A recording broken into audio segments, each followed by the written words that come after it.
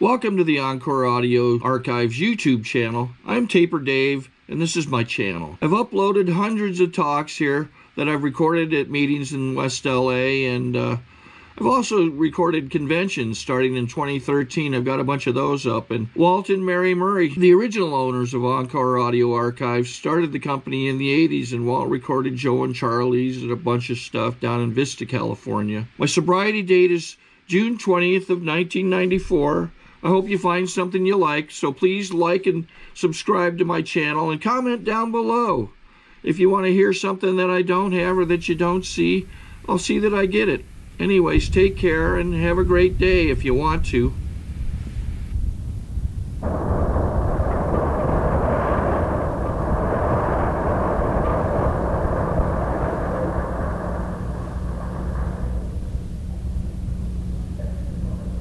They have more microphones here than they do at the Republican National Convention. Ladies and gentlemen, fellow Sox,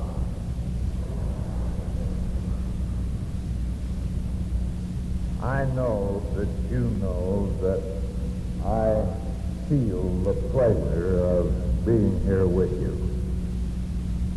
It's a wonderful tribute to me to be invited to come this long distance at your expense to make a talk to you. And I am signally honored. And as the mayor was up here addressing you tonight, I couldn't help but think with a little fear and trepidation just what would happen to this nice little town of Marysville if somebody rolled out a barrel of old Red-Eye. Those 60,000 soldiers would be pygmies in comparison, I'll tell you that.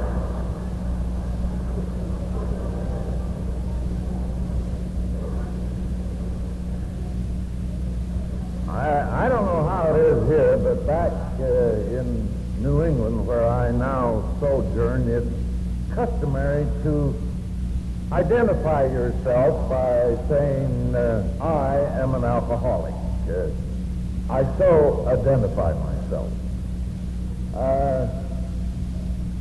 I'm not going into a case history to prove that I have a right to belong to this organization, which I prize so highly. Time won't permit.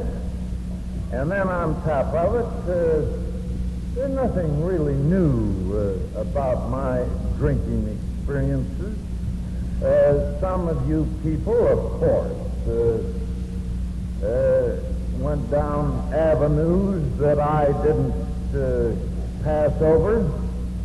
On the other hand, I made some alleys that you people didn't make, too. But generally speaking, aren't we all brothers and sisters under the jib? And so I'm not going to go into my qualifications for membership tonight, except to say that I succeeded in drinking myself out of a very lucrative law practice. I fell from rather high estate politically in my home state. I lost my family through divorce, and I ended up a stumble bum, peregrinating from one skid road to the other throughout the length and breadth of this land. I have stood in bread lines on the Bowery in New York. I have panhandled on Mission Street in San Francisco.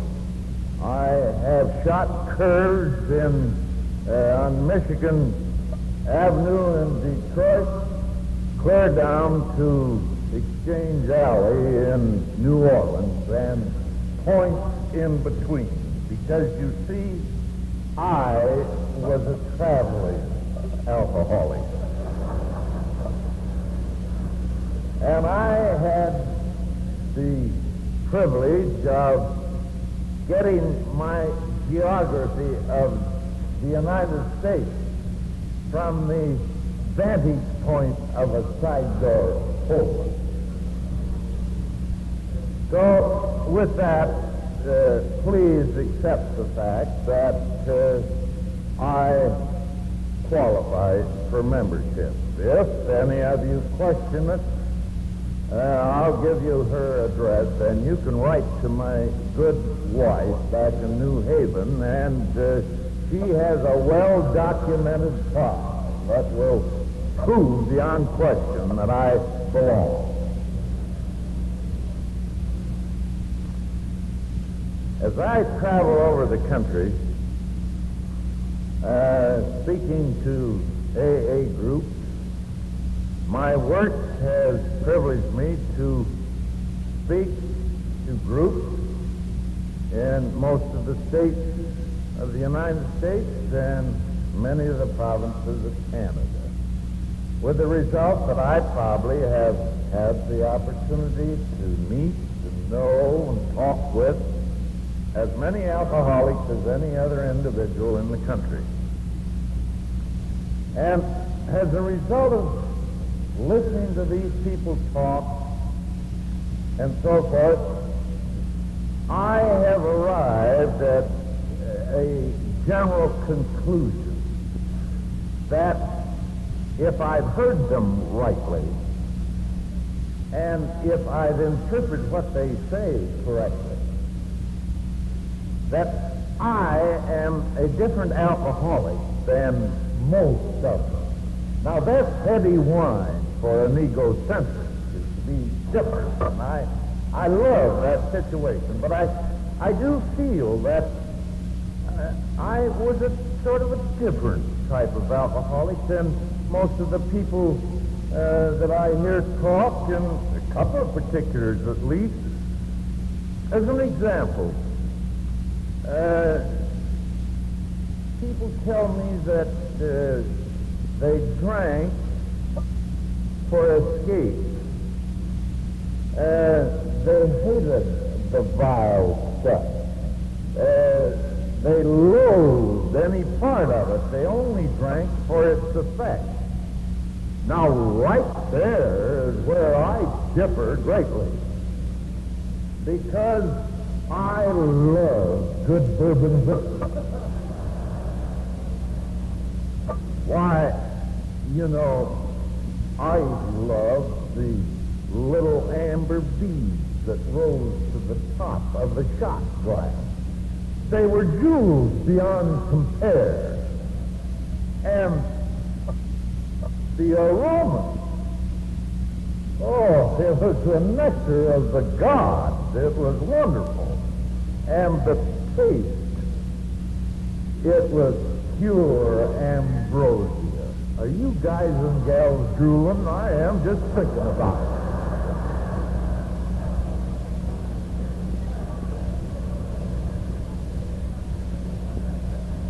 Yes, and I love the old bar room.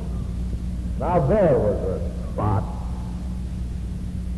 The rich man's haven and the poor man's club. And you know, it was in the old bar room that I, at least, got much of my classical education. I received what little education in the classics I have in the old-time bar room. It was there that I first became acquainted with the music, poetry. Now, I don't mean that highfalutin stuff. I mean the earthy, the gutty kind, you know, like the shooting of Dan McGrew with a face on the barroom floor. And you know, there was an oldie that keeps running through my mind all the time. I can't forget it. I don't even know the name of it. I don't know who wrote it. Probably some of you can help me out. But do you remember it went something like this? There's a race of men who don't fit in. A race that can't stand still. So we break the heart of kith and kin, and we roam the world that lives. Oh, we roam the fields and we roll the floods, and we climb the mountain's crest, for ours is the curse of the drunkard's blood. We don't know how to rest. I could cry in my beer every time on that one, I'll tell you that. Yes, and it was in the old barroom that many of us were introduced to art, to painting, as it were. Now, we didn't go in much for landscapes or seascapes. We kind of leaned towards the nude. You remember over here, perhaps on this wall, was that beautiful portrait, the dance of the seven veils without the veils. And then across the back, another magnificent piece, September Morn. And then over here, perhaps, was another Aphrodite in the nude. And then in a place of honor, up there atop the back bar, was that rare old masterpiece, Custer's Last Dance.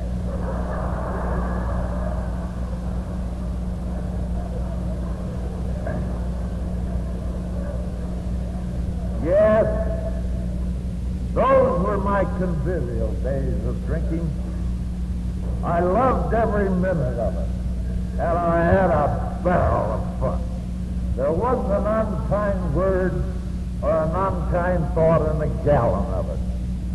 But alas and alack, like so many of you here tonight, I passed over that invisible line from controlled and social drinking into alcoholism, to the point that I lost control over my use of alcoholic beverages. I became a full-blown alcoholic. Gone were the days of conviviality. Gone was happiness. There was no song then. There was no poetry then. There was no love for the things of art. Those were gone, because now all I experienced was despair, loneliness, and despond. Guilty, always afraid, always running, always just lost to everyone that was near and dear to me. And no matter how I struggled, and I did struggle, trying to get back to those old days of conviviality, I never could make it. Because you see, now I was an alcoholic. And then I didn't know, as I know now, that my only remedy was to try to find a way of living without alcohol, because I had become allergic to it. And then I think I differ from the mind run of alcoholics in another particular. Most of the people that I hear talk tell me that in order to get AA, you have to come in voluntarily. You have to be desperate for help.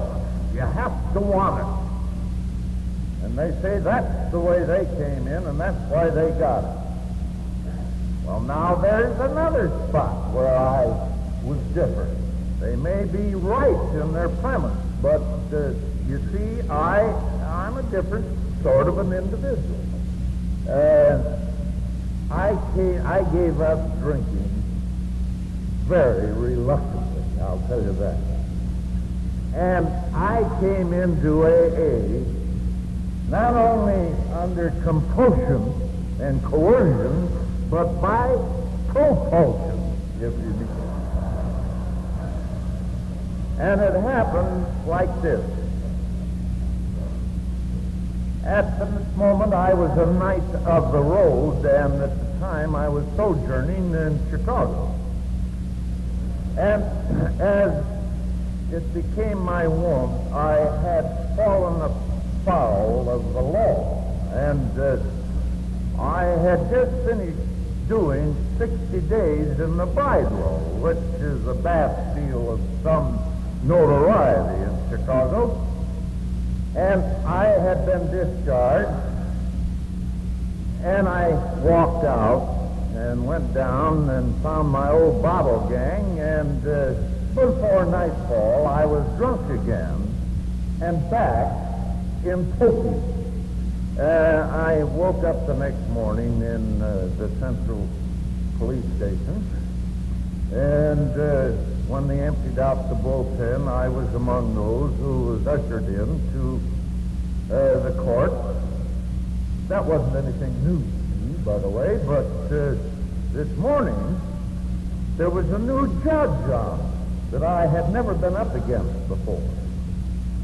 And I was rather curious about the guy because he had a very stern countenance, and for some unknown reason, he left me until the last. And he was tough. I sat there listening to him throw the book at these guys. And so when it came my turn, I went up there with real fear in my heart. And he said to me, after the clerk had announced my name, he said, tell me, where do you get your political influence? I said, well, Judge, I'm nonplussed. I didn't know that I had. Well, he says, for some reason or other, apparently you have, because he said, I had a telephone call from rather an important politician this morning to see if he couldn't do something in your behalf. And he says, I just don't like political influence. And I said, well, I don't either in a case like this. I said, I like to stand on my own 2 feet. Well, he said, because of this influence, he said, I took some interest in your case, and he said, I had the clerk get your record in here. And he says, I've got it here, and it was quite a stack of them, and he says, you've been doing pretty well for yourself, being a guest of the city of Chicago and Cook County for the last month. And I have to acknowledge that I had run afoul of the law frequently. Of course, I had a defense for each instance, but that was water over the dam. He said, well, I've been looking this over, and I find you just did stint in the bridewell.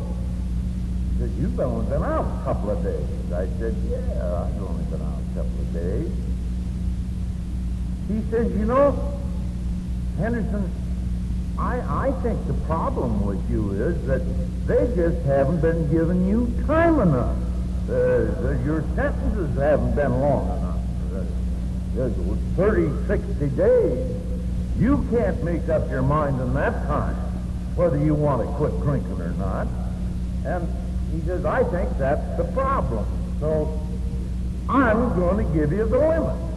I can only give you a year. But a year it is.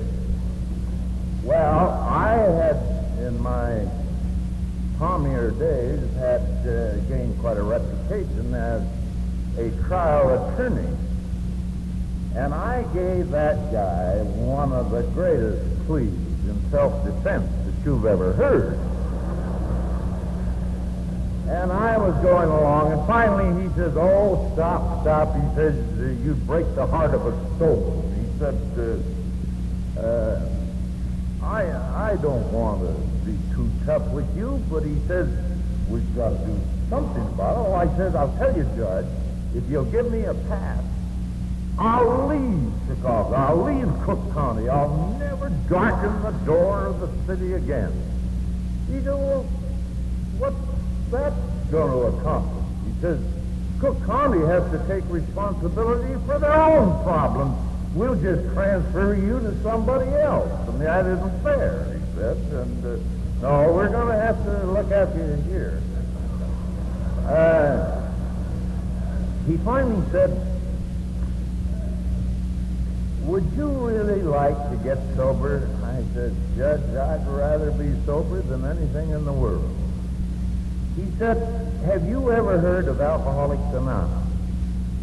I said, I read an article once about it in one of the Chicago papers. He said, would you be interested in exploring this to determine whether you wanted to join a sober?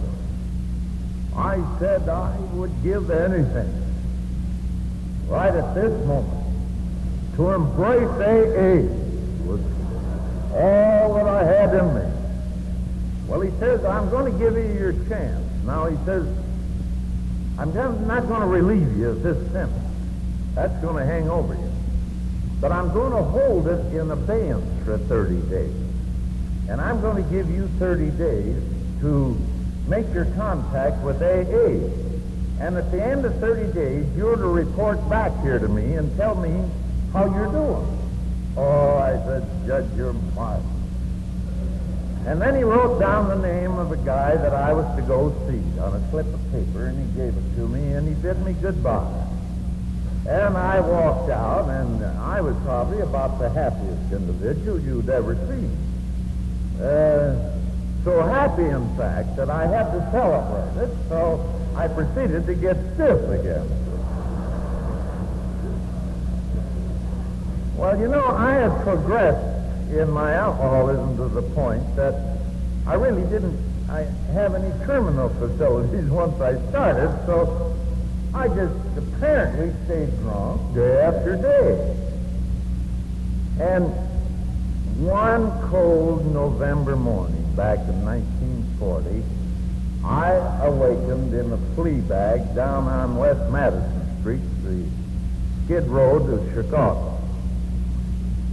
And there wasn't anything untoward about that morning. I had awakened in similar situations a good many times. But this morning I had a different feeling than I had ever had before in my life. I had been in remorse a good many times, but here I was in the deepest of remorse. But more than that, I had a fear of pending doom. I couldn't explain it. And as I thought about my situation, I realized that all of my problems and all of my troubles had come right out of the jug. So I gave some real consideration in my own thoughts, trying to find a way of actually getting out of this mess. And then all of a sudden it dawned on me. Alcoholics Anonymous. I am supposed to be in that Anonymous. And then I couldn't remember what day it was or the date, so I asked some of my contemporaries in the group, and somebody came up with the date, and by a little calculation, I found that I had just 2 days of grace left of my 30 days. Well, I was panic-stricken. I had lost that slip that he gave to me, and I started out on a quest for Alcoholics Anonymous. Well, that's a story in itself. I can't go into the gory details of it, but it was a real job because, you see, that was back in 1940, and AA hadn't been going very long in Chicago. And at that time, they really believed and practiced their anonymity. Every place I went, I couldn't find. I even went to that paper that printed that story. And I don't think they even read their own news. They couldn't tell me about it. I went all over looking for it, and fortunately and finally, I found a fellow that could give me the name of a man that belonged. And I went down to see this individual. I shall never forget. He was a great, big, good-looking Irishman, and he had a terrific front. That office of his, it looked like he was in the books. I found out later that it was front, that's all. But it shrieked go. And he told me a little about Alcoholics Anonymous, and he suggested that the best way to find out about it was to attend meetings. And he said, now there's going to be a meeting tomorrow night. And he said, come over there and I'll meet you there. And he told me where it was, in the Loop, and I said, well, that's fine. I'll certainly be there. And he said, now, I'd suggest that you come over sober. He says there's no rule against coming in drunk, but if you're drunk, he says, you just clutter up the landscape and you disturb other people. And he said, try to come over sober. Well, I said, that's a big order. I hadn't been sober except when I was in the can for years. And I said, I don't know, I'm going to try it, but I think later on this afternoon I'm going to have the screaming mean. And I said, I've been kind of casing this joint here, and I think that if you could see your way clear to just let me have a couple of bucks, I could get over the hump pretty well. Well, he just abused my mind quick fast to that. He let me know that AA wasn't any philanthropic organization. And he said, well, I'll tell you, I'm going to help you out. I got something that'll get you over the hump if you'll use it.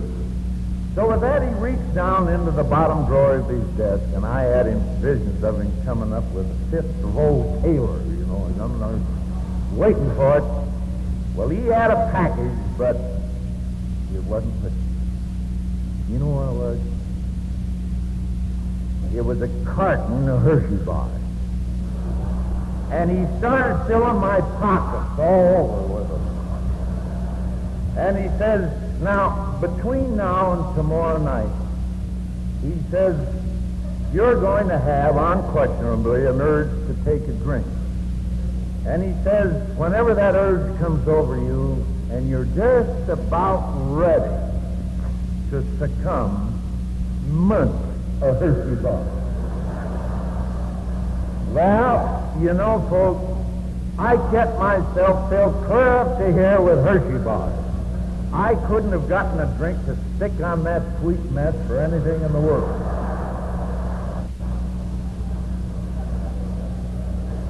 Well, as a result, when I was ready for the meeting, I was sober. Oh, I was full of the heebie-jeebies. I was jumping out of my skin. And I was awful foggy, but I was sober.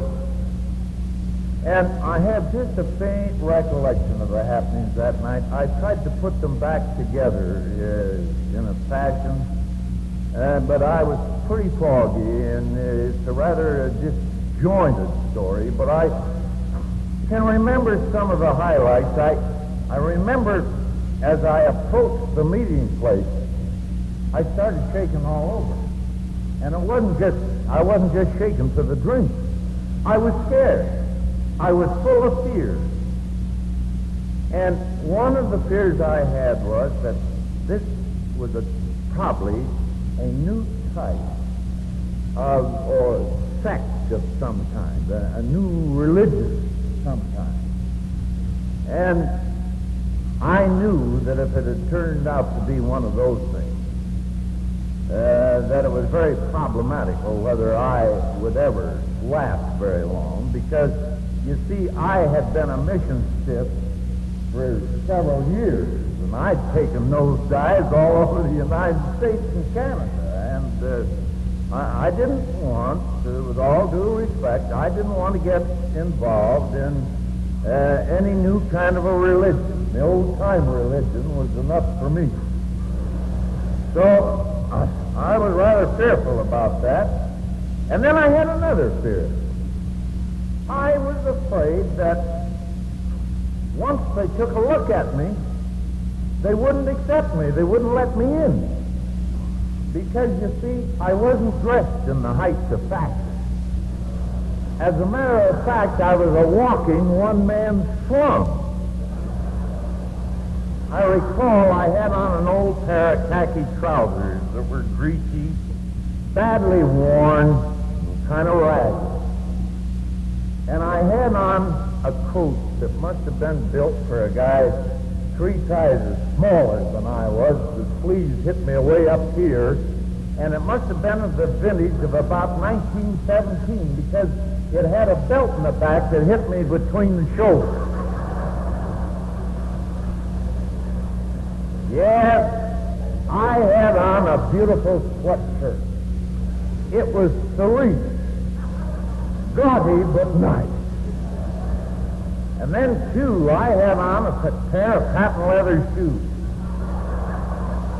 You know the kind, leather on top and feet patent on the ground.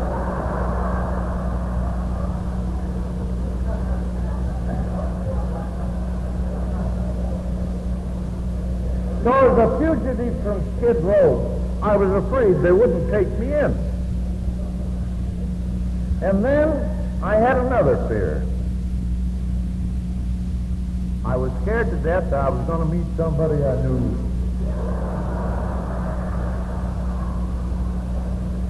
Sounds silly, doesn't it? But I was afraid that somebody would be in there and find out that I was a drunkard.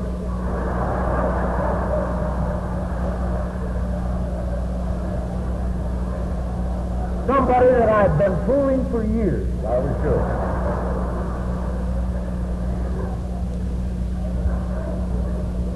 And then I had another fear.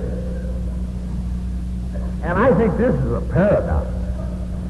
I had a fear that I was going to degrade or lower myself socially in there. My God, I couldn't get any lower in the scheme of things. But I still had a kind of a foolish pride left, that I was going to be associated with just a bunch of lushes.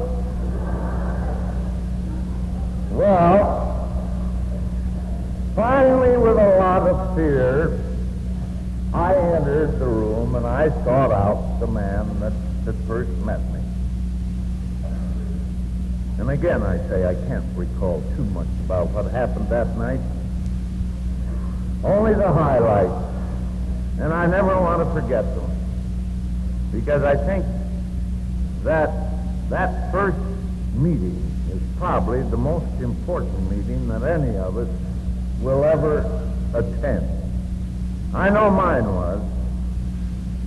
And as I met this newfound friend of mine, he took me around and he introduced me to people.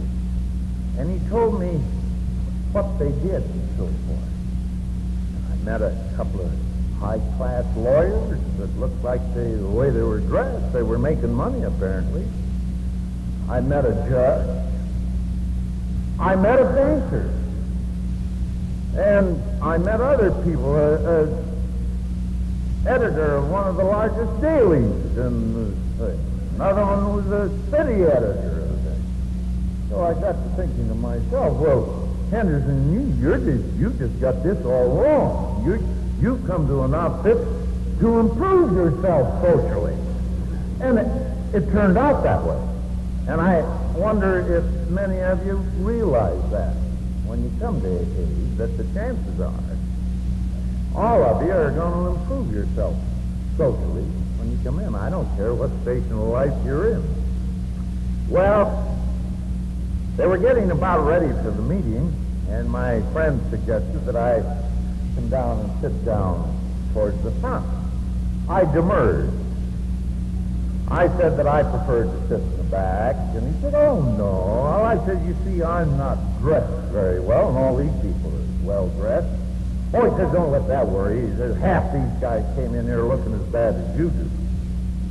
Well, I said, were you ever deloused?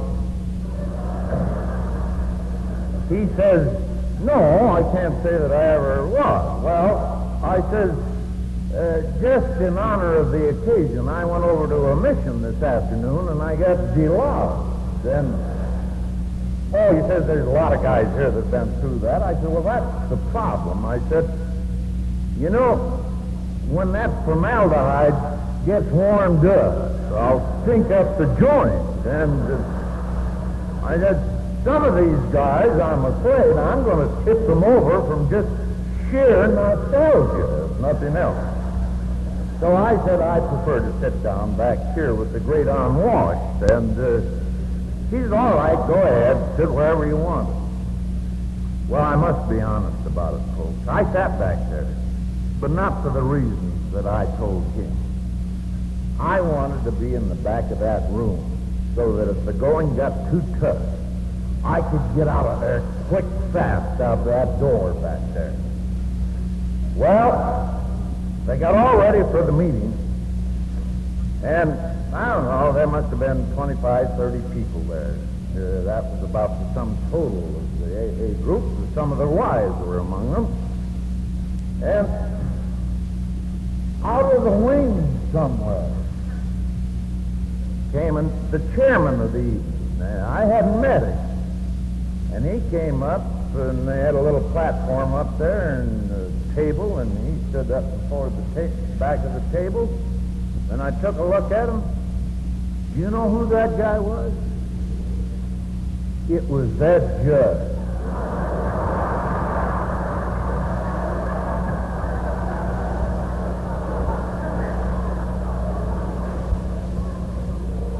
Yeah, he was a member in good standing.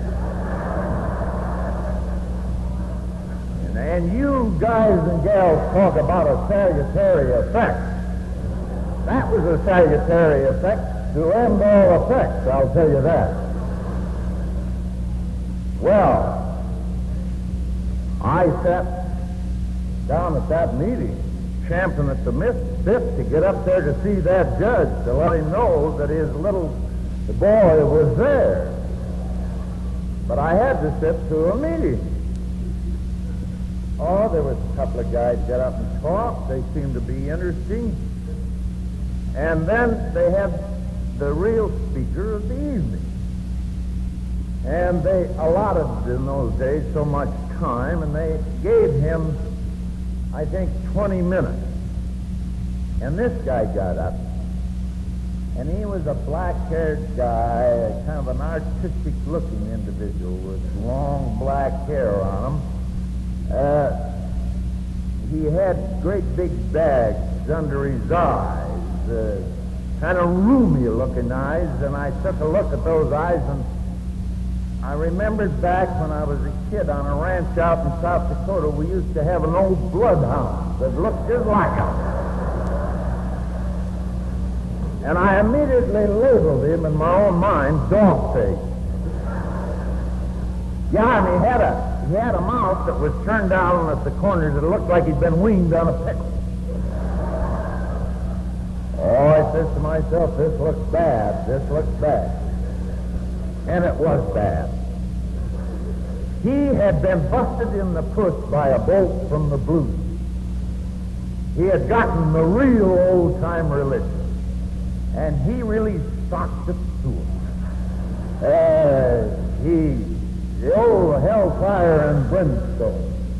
And I was looking down that center aisle for the sawdust. I was expecting to be called upon any moment to come up and testify. Well, I sweated out.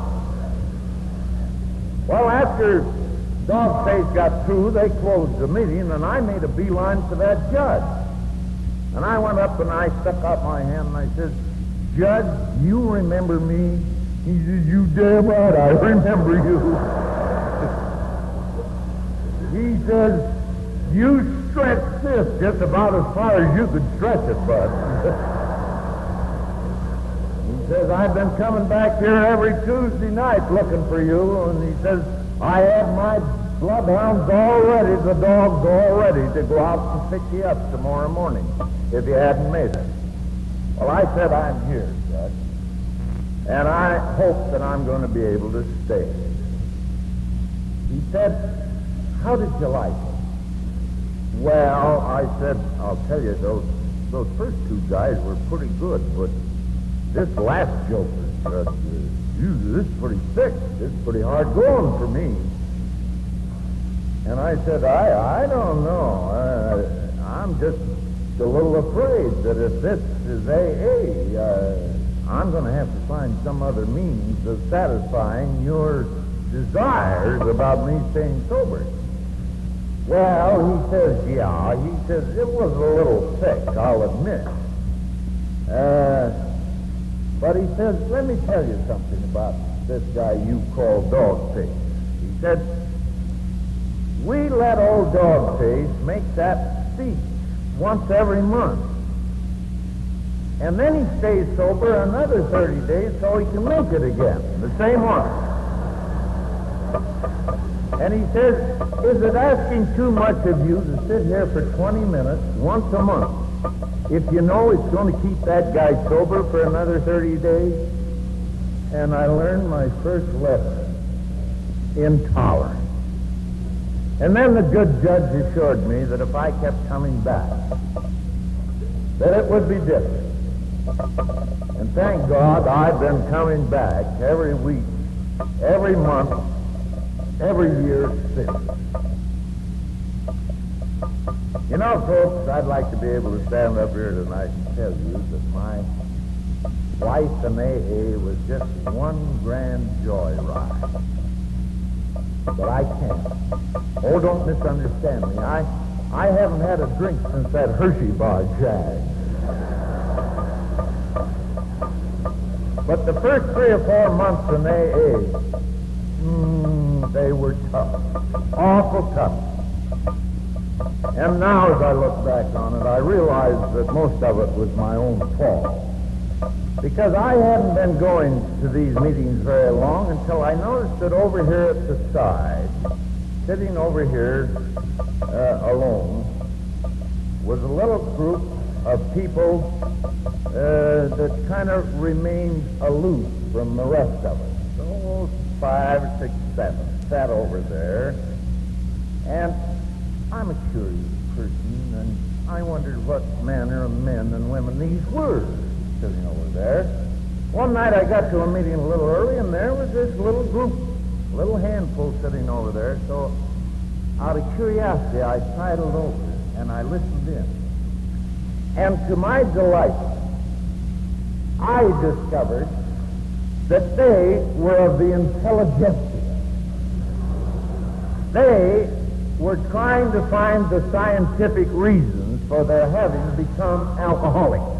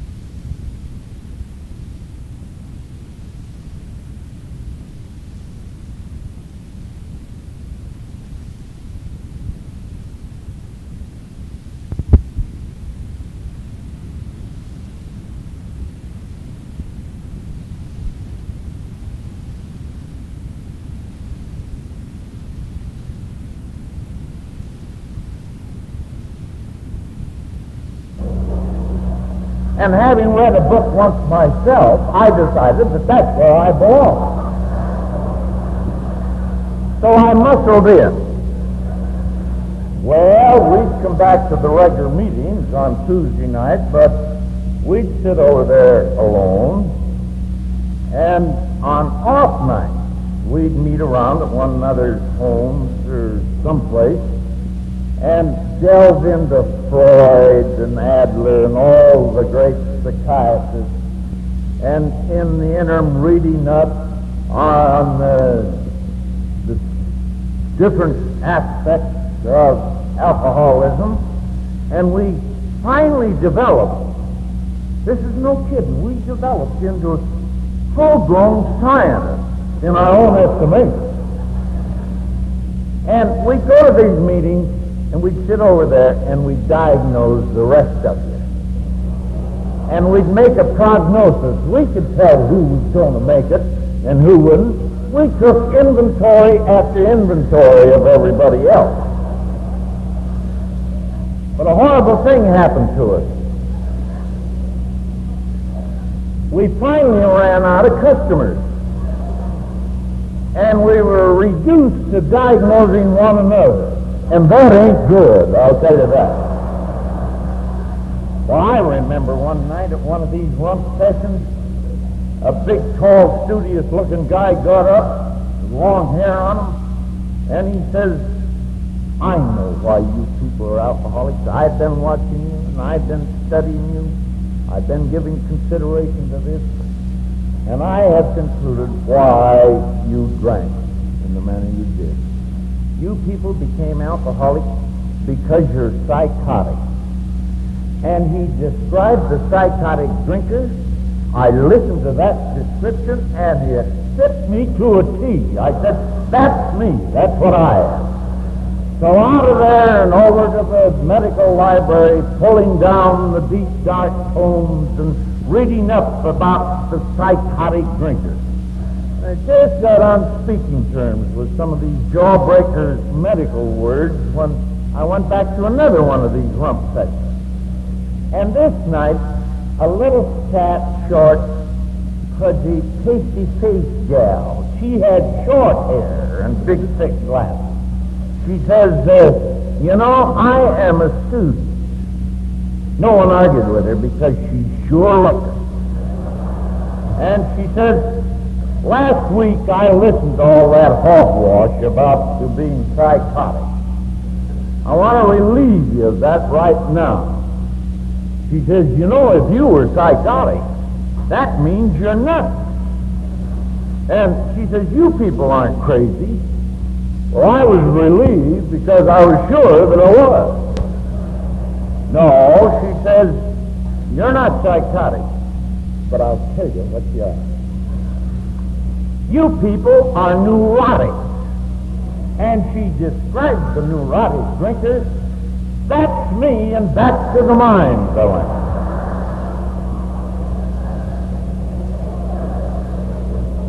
God, I was burning the midnight oil. I was reading, studying. And I was getting mixed up more every minute. Why, I never worked so hard in my life. And I want to let you in on a secret. I think it's a secret. I'm a very lazy person. I always have been. I'm lazy mentally and physically. Why, whenever the urge comes over me to do something great or hard or big, well, I just lie down until the urge passes off. But here I was going at it hammer and tongs. And talk about confusion. I was a mess. And then I got afraid that I was going to get drunk. And I finally sought out Frank, this old friend of mine. And I says, Frank, I need your help. He says, what's the matter, boy? I said, this AA is the toughest hump that I ever tried to get over. I said, I never worked so hard in my life. Well, he says, I don't see anything hard about it. Well, I says, I do. And I says, by God, I've been working hard and studying hard, and I'm just all mixed up. Well, he says, I'll say you're mixed up, Bud. I've been watching you, and you're wound up tighter than an 8-day clock. And he says, unless you get unwound, you're going to get stiffer than a hinge. Well, I said, I was afraid of that, but right now I think I'd embrace a good drunk. I believe I'd feel better. Well, he said, Lefty, you don't have to get drunk. He said, I got a question to ask you. He said, Lefty, would you consider joining Alcoholics Anonymous? Well, you're joining Alcoholics Anonymous? Well, I've been all these 5 or 6 months. Oh, he says, I'll venture the guess that you've been here in body, but you've been out on the fringe. He says, tell me, have you ever given any consideration to the 12 steps? Oh, I said, I've read them. Well, he says, no, I mean some real study and consideration. Well, I said, to be honest about it, no, I really haven't. Well, he said, I was afraid of that. He says, have you read the book? I said, read the book? What book? I've been reading books by the hundreds. Oh, he says, I mean the book Alcoholics Anonymous. Well, I said, it's on my list of required reading, but I haven't gotten down to it yet. Well, he said, now tell me, Lefty, he says, you're a scientist, and you've been over there with those scientific people, and he says, now mind you, he says, I have no quarrel with that. He says, my only idea is that before you get delving into that scientific stuff, he said, I suggest that you get pretty well grounded in AA, that you get your feet firmly planted in AA instead of in midair like you have them now. And he says, then it's time enough to go into that. He says, I find this now, after my apprenticeship in AA, I find it now very interesting. But he says, until you're well-grounded, he says, I would suggest that you take a sabbatical leave from your intellectual plane and go home and start giving some consideration to the 12 steps and read the book. And then come to the meeting and listen to what other people have to say instead of shooting off your mouth all the time. Well, folks, I did something that I don't usually do. I took some advice. And I did just as he suggested. And lo and behold, I did, as a result, fashion out for myself in a rather homely way my so-called philosophy of living. I don't think that my slant of the AA program perhaps rises to the dignity of a philosophy, but it's been a way of life that has worked for me over the years and has kept me sober, happy, and content. And I, over the recent years, have been wondering what it is about Alcoholics Anonymous that makes it so successful. I don't know, really, I don't know why it is so successful. I have come to the firm conclusion that there's nothing new in AA, that the tools we're using we've borrowed from psychiatry and psychology and from the churches. And I have conjectured at least that alcoholism is a three-headed illness. I think the alcoholic is ill spiritually, he's ill mentally and emotionally, and he's ill physically. And so when the physician says to us, the alcoholic is sick physically, why, we in AA can agree, because I think the book says that our problem is analogy of the body. And the psychiatrist, he looks upon us as being ill mentally and emotionally. And I think we can agree because, again, our big book says that alcoholism is an obsession of the mind.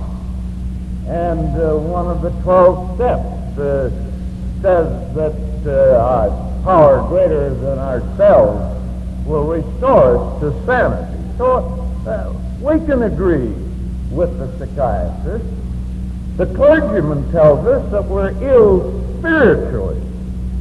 And I don't think there's any question about that in anybody's mind, because any alcoholic certainly got away from things that were decent, got away from his church teaching so far that he actually was out on the fringe of society, and he certainly was very ill spiritually. So we can agree with these specialists, and we use their tools, as I see it in AA, because I have a very definite impression that part of our 12 steps are definitely psychological, and certainly the other part of them are spiritual. So we're using the same tools. And why do these same tools work so well for us? Well, in the first place, these other people, these other specialists, treat the alcoholic for just their own specialty. Whereas in Alcoholics Anonymous, our program is designed to treat the man or woman for their whole illness. We don't just treat under our program from here up or from here down. We believe that the person is sick all over and in every department of his or her life. And our program is designed to treat us for all of our ailments, the whole ailment, simultaneously. And then there's another thing that I think makes these old tools work that no other therapist has unless they're an alcoholic. And that's this thing in AA that we call fellowship, friendship, that understanding that we have from one for one another. And when, as the professional says, the therapist must develop a rapport with his patient, we can get that in nothing flat. Now, I don't mean that these other therapists can't get it ultimately, but we can get it in nothing flat. Because it isn't long after you talk to your prospect that he gets the feeling that this guy knows what he's talking about. And there's a kindred feeling because, you know, there's no love that transcends the love that we drunks have for another. A friend of mine just recently down in Atlanta sent me an old poem about it to describe it. Let's digress a minute and let me read it to you. It's entitled About Love. The wonderful love of a beautiful maid, the love of a staunch true man, and the love of a baby unafraid has existed since life began. But the greatest love, the love of love, even greater than that of a mother, is the tender, passionate, infinite love that one drunk has for another. And we rely on that heavily because it's so true. And so we, I do think, have a couple of strikes on anybody that comes into the therapeutic situation. And so when the new member comes to us and we find him down there in these black pits of despair and despond, We in AA don't sit up there on our Mount Olympus and hurl diatribes down at him and curse him and malign him and condemn him and tell him to be a man or to tell him to be a lady. No, we don't, because we've been through it ourselves. And figuratively speaking, at least, we kneel down there beside our friends and we put our arms around them and we say, come on, brother, let's get up and walk. And as our patient struggles to his knees and finally with our help stands erect, we point to his road of recovery. And it's a hill that we have to ascend. We don't pull any punches on him in AA. We tell him that it's going to be a hard road. But in order to make his pathway a little easier, our founders, God bless them in their infinite wisdom, fashioned out for him 12 steps up that hill of recovery. And so we start him up his 12 steps. And unless he chooses otherwise, never again does he have to walk alone. He has a group there with him, walking along, some ahead of him to keep him from pitching over forward, others, newer members coming along, pushing him on up, members walking by his side to pick him up and dust him off if perchance he falls by the wayside. And all of the time he is using these 12 steps to ascend that hill of recovery. And finally, at long last, he reaches the brow of that hill, and as he looks out into his new day of recovery, we find a changed man. Yes, he's sober. But if he's a recovered alcoholic, to my way of thinking, he must have more than sobriety. He must have something in addition to that. And all of us who are really recovered have that something extra. Down in New Orleans, where I used to live, the French down there had a word for that something extra. They called it lagniappe, the 13th bun in the baker's dozen. And so, if he's a recovered alcoholic, unquestionably he has had a spiritual recovery. He is now living a decent, an honorable life. He has faith. And that, my friends, is lagniappe. If he's a recovered alcoholic, unquestionably he has had social recovery. He's back in the scheme of things. He belongs again. He has become a community asset, no longer a community liability. He's carrying his part of the community load. And if he's recovered, unquestionably, he's got a new job or gone further in his old job. Perhaps he's gotten his family back, as I have gotten mine back. That's lagniappe, isn't it?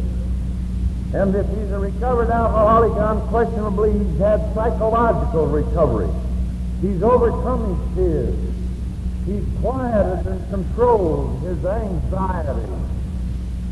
He has reached emotional maturity. He's grown up emotionally. He's no longer harboring unreasonable resentment. He's made his amends, and he can look the world in the eye. And at long last, we look upon him as one with a degree of normalcy, a man among men. Isn't that lagniappe? Oh, the recovered alcoholic has lagniappe in abundance. my friends. I could go on here recounting instances by the hundred. Time won't permit. Actually, folks, I don't know what makes AA work. I can only conjecture. I'm sure that the psychological side of this program has an important role to play. Surely, the spiritual side of the program is of highest importance. And let's not discount the value of this fellowship, this friendship, this understanding and sympathetic understanding that we have for one another. I think that that is of great importance in our success. All of these things play a very important role. But to me, my friends, there's more than just that. I don't quite know what it is. But I have the feeling that there's a presence here, and I can feel it tonight, all about it. A presence that comes to every AA meeting that has taken these ingredients and congealed them and molded them together and made them work for the alcoholic. Just what that presence is, again, I'm not too sure. Some of my contemporaries in AA call that the man upstairs or the higher power. But tonight, as I stand here before you, in all my newfound humility, I choose to call him God.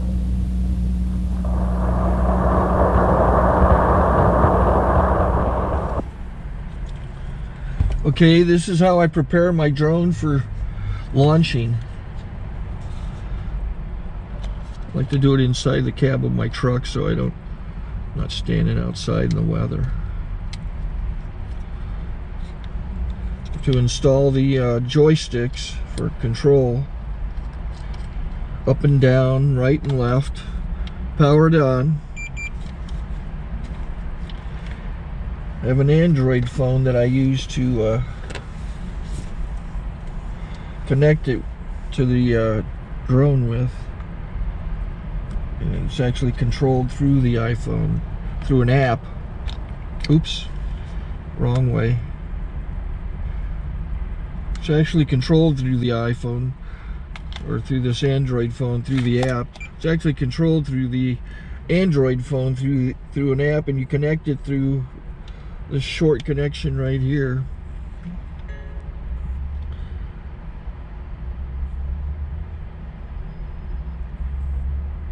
Remote control connected. Remote control's connected. So I pull out the drone.